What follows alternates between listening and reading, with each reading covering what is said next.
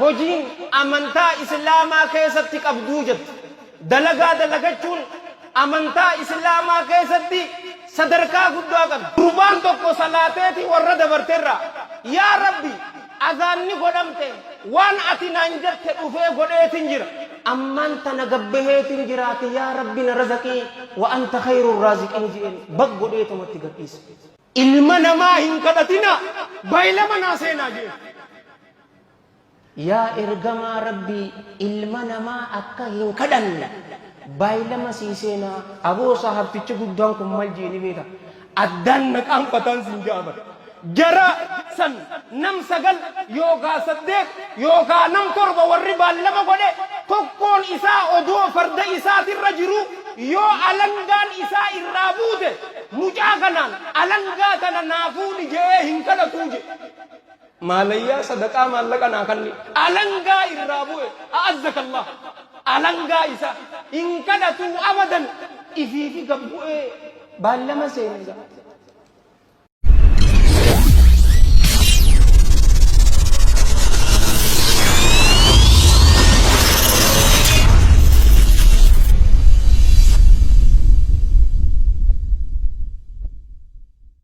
مضل له ومن يضلل فلا هادي له واشهد ان لا اله الا الله وحده لا شريك له واشهد ان محمدا عبده ورسوله يا ايها الذين امنوا اتقوا الله حق تقاته ولا تموتن الا وانتم مسلمون يا ايها الناس اتقوا ربكم الذي خلقكم من نفس واحده وخلق منها زوجها وبث منهما رجالا كثيرا ونساء واتقوا الله الذي تساءلون به والأرحام إن الله كان عليكم رقيبا يا أيها الذين آمنوا اتقوا الله وقولوا قولا سديدا يصلح لكم أعمالكم ويغفر لكم ذنوبكم ومن يطع الله ورسوله فقد فاز فوزا عظيما أما بعد فإن أصدق الحديث كلام الله تعالى وخير الهدى هدى محمد صلى الله عليه وآله وسلم وشر الأمور محدثاتها وكل محدثة بدعة وكل بدعة ضلالة وكل ضلالة في النار وما قل وكفى خير مما كثر وألها وإنما توعدون لآت وما أنتم بموجزين ثم أما بعد النفس تجزأ أن تكون فقيرة والفقر خير من غنى يطغيها وغنى النفوس هو الكفاف فإن أبت فجميع ما في الأرض لا يكفيها هي القناعة فلزمها تكن ملكا لو لم يكن لك إلا راحة البدن وانظر لمن ملك الدنيا بأجمعها هل راح منها بغير الطيب والكفن جالوانك يك إسلاما تني عاداتية سلا أرانت ناس نمني برا خطوة إسني قد hedduu natti tola. Haasawni arraan tanaa kun haasawa dheeraa bareedaa nama gammachiisu nama aylii qabuuf. Ammas haasawa miira qabeessaati sensatiiva haasawa ta'e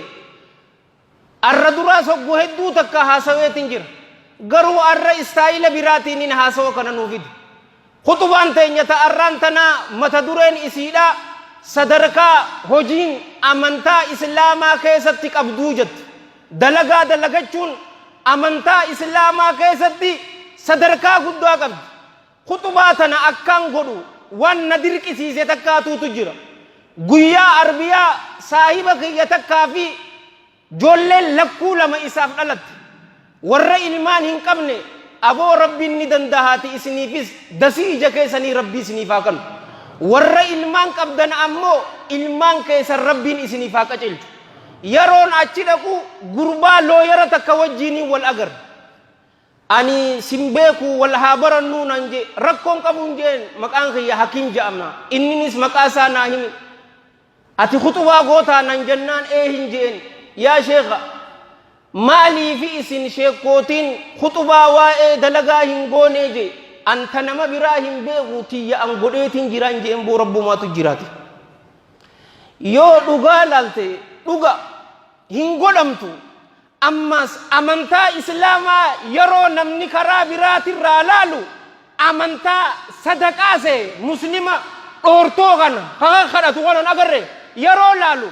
amantaa islaamaatii tuutu sadaqaa tana ka hayyame saa namni garuu amantaan islaamaa sadaqaa tanarraa bilisaan isin hin jaa wa rabbil kaaba guyyaa jum'ataa kana suuratul jum'aatuutu jira achi keessatti allahan jalla jalaalu eega azaana amman tana abdul hakiim azaane tanarraa bittaa fi gurgurtaan haraamii je'ee rabbiin dhoorke booda فإذا قضيت الصلاة فانتشروا في الأرض وابتغوا من فضل الله إيجا صلاة نيرا وطن فجاء جيدتشي تنقيزا مالي أكتولنا أرلاها ترابرد والله الذي لا إله غيره آية تنافي حديث إن شاء الله أمان تنهيمو جولم باجاج أوفتو قويا جمعتاتي راهن قد جئيتي هنتائنيتي والله قبهيتي مي قبهي دلقدو مالك قويا كان هندلقن قويا جمعتا دليد بالما ربيتين سنجب نوتي إرفتي قونيني بر إني أمو دون تجي ربي فانتشروا في الأرض وابتغوا من فضل الله تولينا الله برباداجي قربان توكو صلاتيتي ورد برترا يا ربي أذاني قدمتي وان أتنا انجدت رفي قدئتين جرا أمان تنقبهتين جراتي يا ربي نرزقي وأنت خير الرازقين جئين بق قدئتم التقديس أما كان مقدسيزو دردرا جباك نبر سنيتو كدتابر بوليسو انت لبشام مليهم فكاني أسيتي أما هندلقو جدت بيانا ما يوديتي دلقا أسيتو فتتنا دليد مانا نما دليد مالي والنبراتا كان جرتو دايس فوران قوتا جرتي دي ردواتنا كيسا والله غافتون أكمتي في الدجئين ميمان لك أبو دلقا سدين دلقا يقول لك ورب الكعبة تائتي متك في دين سنجابر سايبو نتيز يو دلقن قوتا نقوتي ملي وان تكا كفجاتي نيرا واني إرسو دلقان هنجر أترى كيسا فيتو قبقبي دلق فيتو دكانا كونيل كيسا دلق فيتو أتي سوق بدرر تيتنا قبضو دلق فيتو بشان نمافودي دلق والله الذي لا إله غيره أتي إيرو دونتين متى ديرات سنجابر رسول ربي صلى الله عليه وآله وسلم في المتفق عليه من حديث أبي هريرة رضي الله عنه قال قال رسول الله صلى الله عليه وآله وسلم لأن يهتطب أحدكم هزمة على ظهره خير من أن يسأل أحدا يعطيه أو يمنعه تكون كيسا جيبر ولدتك أبتوتو رواية زبير بن الأوام عليه من الله رضوان تأساسا إمام البخاري أوديس طيب الله ذرا تكون كيسا هذا أبتني غارد أيتني قرآن دويدا كيساني رتي أكنم إلمنا ما هنكدنف غورتني غرغرو دوتو إسني بجالا إلمنا ما كدتني يوكا إسني كنّي يوكا إسني أوبة الراجي أبو جالوان كيك إسلاما غارك نبوبا باتي قرآن غورون مشكامت غرو فولنا ما سندورة أبتون جهنم مشكاسني توتو الرجرا أكس غوتي غرغرتي تتنياتا أتي إيرامتي متى ديراتين سنجتو جرامر متى ديرا تكون كيسنجي رسول ربي صلى الله عليه وآله وسلم والحديث متفق عليه من حديث عبد الله بن عمر رضي الله عنهما نمني تكو جيبر كداتنا هدو ميساجي هنگا يا كداتنا كيسا قويا قيامادا يرو ربي إسا ولي والكنمو حالفو لإسا ترفون تك هنجران ربي إسا والكنما فون تك فول إسا ترحالنجر إسكيلتان تهجة فول إسا رواية برا كيستي والرواية إمام أحمد توتو أوديس والترمذي في الجامع والطبراني في الأوسط وابن حبان في الصحيح والنسائي في المجتبى وصححه علامة الألباني في صحيح الجامع رحم الله الجميع رحمة واسعة رسول لك صلى الله عليه وآله وسلم مالجي إن المسألة kaddun yakuddu biha ar-rajulu wajhahu. Kadaan tun je bar qorram filsaje gurban fuula isaa ka itti qorramfu. Nama kadhachuun ta'abun wajtihaad jechuudha. Hin agarre salphina xiqqeenya namaan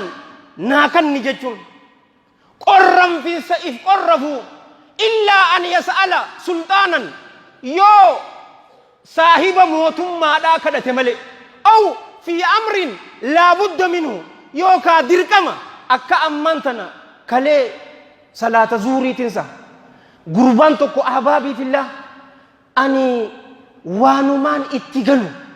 qarshi kun takkaan na barbaachisa na galcha bakka dirqamaatu isa kadhate. Gurbaan kun wallahi onnoo anis qarshi 300 baasa atis akkana nama lamaatu sadii cufa bakka hagal dirqama gaa intala warra booranaati cinqiituutu na fidee jette dirqama kannuudhaaf gargaaruudhaan malee kan dardara jabaa kana bar gaara kana caccabsee habbatti dhagaa keessaa guuruu ka danda'u shahawaa isaa yeroo kadhatu waan nama gaddisiisu ummaa isaa tafayyaa qabdu dhukkubchachisiisee yeroo kadhatu akka amantaan islaamaa kadhaa tana namaaf hayyamtee takka wallahi alladhii laa ilaaha ghayru amantaan islaamaa amantaa kadhaatii miti abadan. Warra dabare yoo laalle ni qaanfattaan siin jaabar keessaa'uu maqaa ustaadaatii fi maqaa sheekaatiin kadhachuu a'uudhu billaahi min ghadabillah. Hadiisa muttafaqun alayhi maal jeeni beeyta rasuula rabbii sallallahu alayhi wa alihi wa sallam abi abdirrahmaan Awf ibn Maalik al-Ashja'i radiyallahu an baay'ilama isa gooneeje baay'ilama amantaa islaama irratti balaan buute balachu suma waliin dhumnaa bar yaa ergamaa rabbi baandiraa islaamaa si waliin kaasnaa baay'ilama isa goone maal irratti baay'ilamni kun rasuula ja'ani bar sallallahu alayhi wa alihi wa sallam alaa tubaayi'uuni sa baay'ilama nan gootani aljaan ammas baay'ilama nan gootani yaa ergamaa rabbi maalitti baay'ilama si goona jennaan rabbi tokkicha qofa akka gabbartan isarratti akka waanuma takka hin qindeessin baay'ilama na godha harka isaanii kana jaa rasuulli sallallahu alaihi wa sallam isaanis dhufanii diila akka waliin jaansan agarre irra kaayanii jiranii bar waan biraa hoo salaata shanan salaatu haya yaa ergamaa rabbi salaata shananis ni salaan waan biraa hoo waan rabbiitis waan kiyyaas sallallahu alaihi wa sallam waan amiira dhufu jiraa miti durataa biyyaa isaas hamma inni shari'aa islaamaa hin kaallafnetti isa jettuu baay'ilama na godhaa jennaan assayyoo yaa ergamaa rabbii baay'ilama isin goone eeganaa rasuulli rabbii sallallahu alaihi wa sallam naman kadhatinaa jee anda keessa suutatti sagalee qaqqabeetiti naman kadhatinaa ilma namaa hin kadhatinaa baay'ilama naa seenaa jee yaa ergamaa rabbii ilma namaa akka hin kadhanne baay'ilama siiseenaa aboo sahabtichi guddaan kun mal jeeni beeta addaan naqaanfataan siin jaabar jara san nam 9 yookaa 8 yookaa nam 7 warri baallama godhe tokkoon isaa odoo farda isaatirra jiru yoo alangaan isaa irraa buute mucaa kanaan alangaa tana naafuudhi jee hin kadhatuu je maalayyaa sadaqaa maallaqa naa kanni alangaa irraa bu'e a'azzakallah alangaa isaa in kadhatu abadan ifiifi gabbu'ee baallama seeneega islaamummaa mudawwara goonee barnuti koofiyyaa bareedduudha islaamummaa goone jarri sana ammoo waan rakishaa fi qaalii amantaa islaama irratti baasee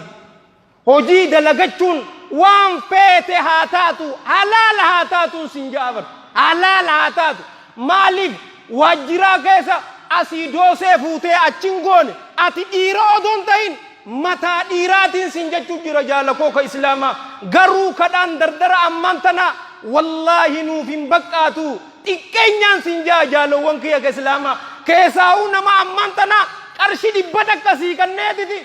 kakumaa siimata daayispooraa jira daayispooraadhaaf waa takkaa jennu isinin arrabsuun sodaatin no isin obboleeyyan kiyyaa bara maaliin isinin jaa saahiba potenshaala qabu ni beeytanii bara